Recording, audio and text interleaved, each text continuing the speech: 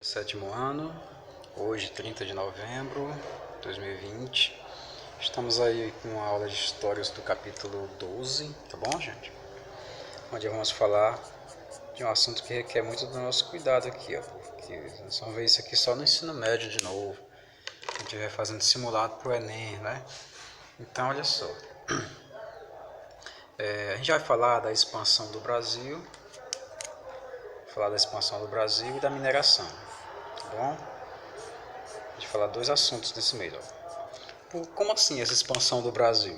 A gente sabe que antigamente o nosso país, o Brasil, ele produzia açúcar para vender para outros países. Lembra dos holandeses, né?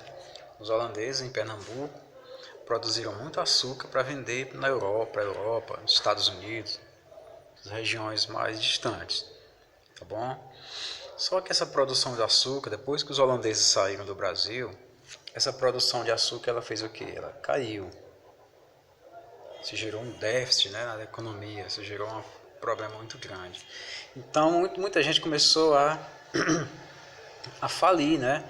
A economia, todo o investimento do pessoal todo começou a desaparecer, não tinha mais o que fazer, né? O açúcar estava acabando e não tinha mais como comprar novas máquinas, e o que é pior, ele tinha uma concorrência das Antilhas. Os holandeses agora estavam investindo lá nas Antilhas, na América Central, tá? E deixando o Brasil numa situação muito ruim no açúcar. Então o que é que o governo de Portugal fez? O governo de Portugal resolveu contratar pessoas aqui mesmo do Brasil, sabe? Contratar pessoas do Brasil para percorrer o interior. Contratou muitas pessoas, enfim, né? Percorrer o interior. Para fazer o quê? A gente vai já saber, né? Essas pessoas que estavam percorrendo o interior faziam parte de um movimento chamado de entradas, tá bom?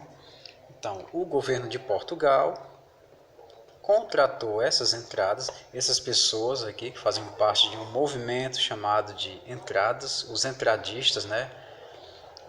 É como se fosse assim, entrar no interior do Brasil e descobrir o que é que tem lá. E de preferência descobrir o que é que tem de valor. Tá bom? Entradas é para isso. É as entradas. Entrar no interior do Brasil e descobrir o que é que tem lá. Essas pessoas aqui, os entradistas, né? Eles eram pagos pelo governo de Portugal. Só que o governo de Portugal, esse pessoal ficava no Sudeste, eles moravam em São Paulo, na pequena vila de São Paulo. Só que não tinha como contratar todo mundo. Se contratasse todo mundo, quem é que ia ficar na vila, né? Então, como o governo não contratou todo mundo, os que ficaram de fora foram por conta própria, né? Foram também para o interior do Brasil por conta própria. Como assim? Sem o governo de Portugal pagar, eles iam procurar para eles mesmos riquezas no interior do Brasil. Esse pessoal aqui passaram a ser chamados de bandeirantes, tá? Bandeirantes, os que iam por conta própria procurar riquezas no interior do Brasil. O governo de Portugal nem ligava para eles. Se eles achassem alguma coisa, eles ficavam para eles. Suponhamos que eles achassem uma mina de ouro, né? O ouro era deles, certo? Se esse aqui achasse uma mina de ouro, o ouro era de Portugal, porque já estavam ganhando o deles, certo? Então, gente, entradas foi um movimento financiado pelo governo de Portugal. E quem mandava no Brasil antigamente era Portugal, não era o Brasil não, tá bom? O governo de Portugal. Enquanto que as bandeiras também eram um movimento de pessoas entrando no interior do Brasil. Só que essas pessoas, elas eram particulares. Elas não dependiam de governo, de ninguém. Elas iam por conta própria para procurar índios. E essas bandeiras entravam em confusões, muitas vezes com o pessoal das entradas. Haviam guerras, né? Havia invasões de aldeias, tá bom? Porque essas bandeiras, elas tinham dois motivos. Elas tinham dois motivos para entrar no interior do Brasil. Elas tinham dois motivos. Quais? O primeiro motivo era um motivo chamado de apresamento. O que é apresamento? Capturar índios. Capturar índios. Esses índios iam ser o quê? Vendidos aos fazendeiros como escravos. Tá bom? Esse era um dos grandes objetivos dos bandeirantes. Por quê, professor? Porque os fazendeiros não tinham mais condição de comprar escravos, estavam endividados. Lembra que o açúcar estava em queda? Então comprar um índio mais barato aqui seria melhor do que trazer um escravo lá da África, saía mais caro para o fazendeiro. Então muitos fazendeiros contratavam o serviço desses mercenários chamados de bandeirantes para que eles pudessem capturar índios e vender aos fazendeiros. O problema é o seguinte, o problema é que esses índios eles eram protegidos pelos jesuítas, certo? Então não tinha como pegar o índio de graça. Eles iam comprar uma briga muito grande com os jesuítas, que por sua vez eram protegidos pelo governo de Portugal. Imagina o tamanho da confusão, imagina o tamanho do problema, da questão, né? Muitas aldeias eram atacadas pelos bandeirantes, muitos jesuítas ajudavam os índios a se defender, ensinando eles a usar armas de fogo, armas cedidas, é claro, pelo governo de Portugal. E muitas confusões foram armadas. Eita, se a Marvel chegasse no Brasil fazer um filme sobre os índios e os jesuítas e os bandeirantes. Então essa é uma das funções dos bandeirantes, apresamento, tá bom? Uma outra função dos bandeirantes era prospecção. Que é isso, professor? Pelo amor de Deus, que nome esquisito. Prospectar, procurar e encontrar metais preciosos. Tá bom? Porque eles haviam ouvido falar, que alguém falou para eles, que não sei quem sabia, que os espanhóis haviam encontrado ouro lá na América Espanhola. Então os bandeirantes ficaram todos doidos para encontrar ouro aqui também. E de fato, foram os primeiros a encontrar ouro no Brasil, foram os bandeirantes. Tá bom? No livro, na página 144, nós temos aqui uma observação muito importante. Foram os bandeirantes, eu até marquei, que encontraram as primeiras minas de ouro nas regiões de Minas Gerais, Goiás, Mato Grosso. Minas Gerais antigamente não tinha esse nome, era um pedaço de São Paulo, era tudo emendadinho ali, um pedaço ali de São Paulo, tudo emendadinho. Com o tempo, Minas Gerais se separou por causa das brigas que estavam acontecendo. Foi obrigado a separar Minas Gerais de São Paulo. Desse jeito, nasceu esse novo estado riquíssimo, com muitas minas de ouro e diamantes, e até cidades que até hoje têm o nome de Diamantina, não é? Exatamente pela conquista dos bandeirantes, e que acabaram até por gerar muitos conflitos locais, né? Quem é que ia trabalhar nessas minas? Eram os índios. As minas foram encontradas. Agora outro problema começou a surgir. O governo queria tomar de conta das minas, né? O governo queria tomar de conta das minas e os bandeirantes não queriam deixar. Sabendo desse encontro de dessas minas aí, naquele tempo não tinha site, nem WhatsApp, nem Facebook, nem nada disso, mas o pessoal mesmo assim descobriu que os bandeirantes tinham encontrado minas.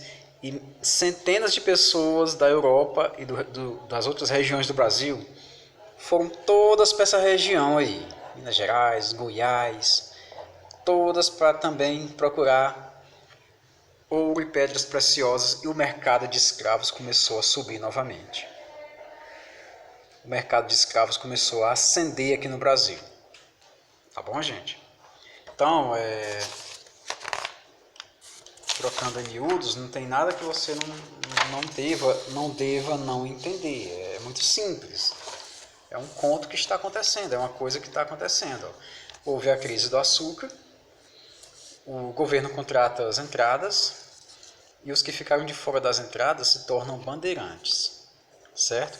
Os bandeirantes encontram ouro no Brasil, não sei se vocês estão percebendo aqui no slide, né? Encontram ouro no Brasil e eles também querem índios e acabam lutando contra os jesuítas por esses índios, né? Mas ao encontrar ouro no Brasil, na região de Minas e Goiás, muita gente vai para aquela região e o mercado de escravos é novamente aquecido. Infelizmente tem que te falar dessa maneira, economicamente falando, o mercado é aquecido, né? Os escravos foram muito utilizados na mineração para encontrar esse ouro de aluvião. O que é ouro de aluvião?